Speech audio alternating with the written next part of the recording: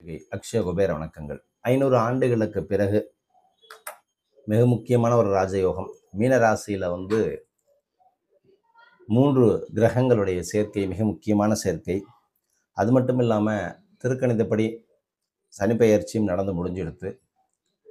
நேற்று 29/3/2025 நைட் 9:40க்கு சனி பெயர்ச்சியோட அமைப்பானது கும்பத்திலேருந்து மீனத்துக்கு போயாச்சு. நான் திரும்ப சொல்கிறேன், சனி பெயர்ச்சி திருக்கணிதப்படி சொந்த ஜாதகர்களுக்கு, மனிதனுடைய ஜாதகர்களுக்கு திருக்கணிதம் தான் வேலை செய்யும். வாக்கிய பஞ்சாங்கம் ஆகம விதிவுகளுக்கும் கோவில்களுக்கு மட்டுமே பொருத்தமானது. அது இதையும் போட்டு குழப்பிக்காதீங்க. தனி மனிதனுடைய துல்லியமான பண்களுக்கு திருக்கணிதம். அப்போ 500 வருடங்களுக்கு பிறகு வரக்கூடிய 3 ராஜ கிரகங்களுடைய சேர்க்கை 3 ராசிகளுக்கு செல்வத்தை சேர்த்து கொடுக்குது. அதில் ரிஷபம், அதே மாதிரி மகரம், துலாம், இந்த ராசிக்காரர்களுக்கெல்லாம் நல்ல மாற்றத்தை கொடுக்க போகுது.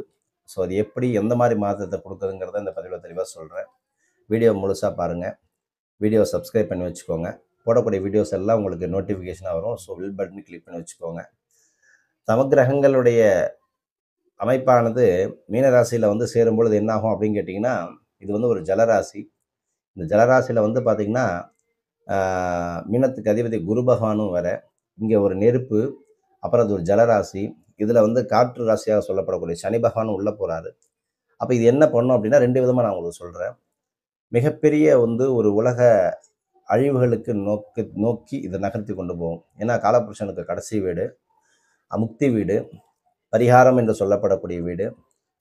அதே மாதிரி பார்த்திங்கன்னா பூமியில் நிறைய பிளவுகள். ஏன்னா சனினா ப்ரெஷர், அழுத்தம். அப்போது நீர் கடல்ல இருந்து நிறைய பொங்கி வருவது, கடல் அழுத்தங்களை ஏற்படுத்தி விடுவது, எரிமலை குழம்புகள் எல்லாம் வெடிப்பது, நிறைய விஷயங்கள் நடக்கும். ஸோ அதில் பார்க்கும் பொழுது அதில் 3 ராஜயோகங்கள் வரும்பொழுது ராசிகளுக்கு எந்த மாதிரி பலனை கொடுக்கும் அப்படின்னு பார்த்தீங்கன்னா, ஒருவருடைய அந்த வகையில் மார்ச் மாதத்தில் மீன ராசியில் 3 கிரகங்களுடைய சேர்க்கை, இந்த 3 ராஜயோகமும் ஒரே மீன ராசியில் உருவாகி இருக்கக்கூடிய ஒரு அமைப்பானது. அதில் சூரியன், சுக்கிரன், அப்புறம் இந்த 2 சேர்க்கை பார்த்தீங்கன்னா சுக்கிராதித்ய ராஜயோகம்னு சொல்லக்கூடிய அமைப்பு. அதுக்கப்புறம் சூரியன் புதனுடைய சேர்க்கை புதாதித்ய ராஜயோகத்தினுடைய அமைப்பு. சுக்கிரன் மற்றும் புதனுடைய சேர்க்கை லக்ஷ்மி நாராயண யோகம். இப்படி 3 யோகம் இருக்குது. அதாவது சுக்கிராதித்ய யோகம், அதே மாதிரி புதாதித்ய ராஜயோகம், லக்ஷ்மி நாராயண யோகம், 3 யோகம் இருக்குது. இது எல்லாமே ஒரு 500 ஆண்டுகளுக்கு பிறகு நடக்கக்கூடிய ஒரு அமைப்பானது. சில ராசிகளுக்கு ரொம்ப பிரகாசமான ஒரு அமைப்பை ஏற்படுத்தி கொடுக்கும். பணவரவு, தொழிலில் இருக்கக்கூடிய முடக்கங்களை எல்லாம் நீங்கி நல்ல ஒரு ஏற்றத்தை அமைத்து கொடுக்கும். அதில் முதல்ல வருவது எடுத்தோம் அப்படின்னு கேட்டிங்கன்னா மகர ராசி இந்த அமைப்பு பெறுறாங்க. மகர ராசியை பொறுத்த வரைக்கும், சனியை பொறுத்த வரைக்கும் நமக்கு அப்படி வந்துருமோ இப்படி வந்துருமோ அப்படின்ட்டு பயப்பட வேண்டாம். ஸோ மகர ராசியில் 3வது வீட்டில் 3 ராஜயோகங்களுடைய அமைப்பு. அதில் 3 ராசிக்காரர்களுடைய அமைப்பானது இந்த ராசிக்காரர்கள் அவ்வப்போது திடீர் ஆதாயங்களை பெறக்கூடிய ஒரு அமைப்பு. பணிபுரிபவருடைய அலுவலகத்தில் எல்லாம் புதிய பொறுப்புகளை பெறக்கூடிய ஒரு அமைப்பு. சிறப்பான செயல்திறனால் ஒவ்வொரு வேலையிலுமே பார்த்தீங்கன்னா நல்ல வெற்றியை பெறக்கூடிய ஒரு அமைப்பு. அரசு வேலையில் முன்னேற்றத்திற்கான வாய்ப்புகளை பெறக்கூடிய ஒரு அமைப்பு. வணிகர்கத்தில் வாணிபம் செய்யக்கூடிய, அதாவது இம்போர்ட் அண்ட் எக்ஸ்போர்ட் பிஸ்னஸ் பண்ணுறவங்களுக்கு எல்லாம் இது ஒரு நல்ல காலம். நிதிநிலையில் ஒரு நல்ல முன்னேற்றம் வாய்ப்பை பெறக்கூடிய ஒரு அமைப்பு. அப்போது அந்த மகர ராசியில் எடுத்தோம்னா போராட உத்திராடம் அவிட்ட இந்த மாதிரி நட்சத்திரம் இருக்கக்கூடிய நபர்களுக்கும், அப்போ குருவினுடைய வீட்டில் இருக்கக்கூடிய சூரியன் புதன் இந்த சுக்கிரனுடைய அமைப்பும் நல்லா இருந்துச்சு அப்படின்னா, உங்கள் ஜாதகத்தில் சூரியன் சுக்கிரன் புதனுடைய அமைப்பு நல்லா இருந்துச்சுன்னா கண்டிப்பாக மகர ராசிக்காரர்களுக்கு நல்ல மாற்றம் கண்டிப்பாக உண்டு. அதுக்கு அடுத்தது ரிஷபராசி.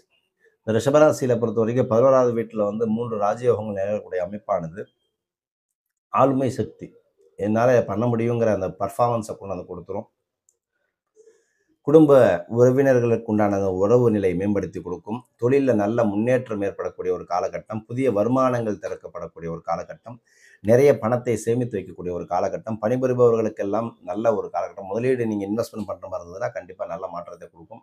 புதிய சொத்துக்கள் வாங்கக்கூடிய அமைப்பு, நீண்ட நாள் ஆசைகள் எல்லாம் நிறைவேறக்கூடிய அமைப்பு.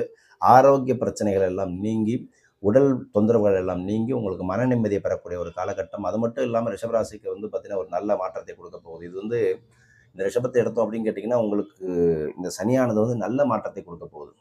ஏன்னா மேஷத்துக்கு ஒரே சனியாக வரப்போகுது அப்படின்னா ரிஷபத்துக்கு லாப சனியான்னு சொல்லலாம். ஏன்னா தனக்குடும் வாக்குஸ்தானத்துக்கு 12ஆம் இடத்துல வரும்பொழுது என்ன ஆகும், 11ஆம் இடத்துல வரும்பொழுது 2ன்னு வச்சுக்கோங்களேன். அப்போது மீனத்திலிருந்து கண் பண்ணோம் அப்படின்னா ரிஷபத்துக்கு 2ஆம் இடம் வரும். அப்போ இது லாப சனியாக சொல்லக்கூடிய அமைப்பாக இது உருவாக்கி கொடுக்க போது ரிஷபத்துக்கு நல்ல மாற்றம் உண்டு. துலாம் ராசிக்கு பொறுத்த வரைக்கும் 6ஆம் வீட்டில் 3 ராஜயோகங்களும் உருவாகக்கூடிய அமைப்பானது பணவரவு அதிகரிக்கக்கூடிய ஒரு காலகட்டம். பல புதிய வழிகளில் இந்த இன்கம் அதிகப்படுத்தக்கூடிய ஒரு அமைப்பு. வியாபாரம் செய்பவர்கள்லாம் நல்ல லாபத்தை பெறக்கூடிய ஒரு அமைப்பு. வேலை தொடர்பான பயணங்கள் எல்லாம் அதிகப்படுத்தக்கூடிய ஒரு காலகட்டம். இந்த பயணம் வந்து நல்ல நிதி ஆதாயங்களை உருவாக்கி கொடுக்கக்கூடியது. நீண்ட நாட்களாக சிக்கிய பணம் எல்லாம் கைக்கு வந்து சேரக்கூடிய ஒரு அமைப்பு. முக்கிய வேலைகளை எல்லாம் வெற்றிகரமாக முடிக்கக்கூடிய ஒரு காலகட்டமாக துலாம் ராசிக்கு வரப்போகுது. புதிய வாகனம் சொத்துக்களை வாங்குவதற்கு உண்டான ஒரு அமைப்பு.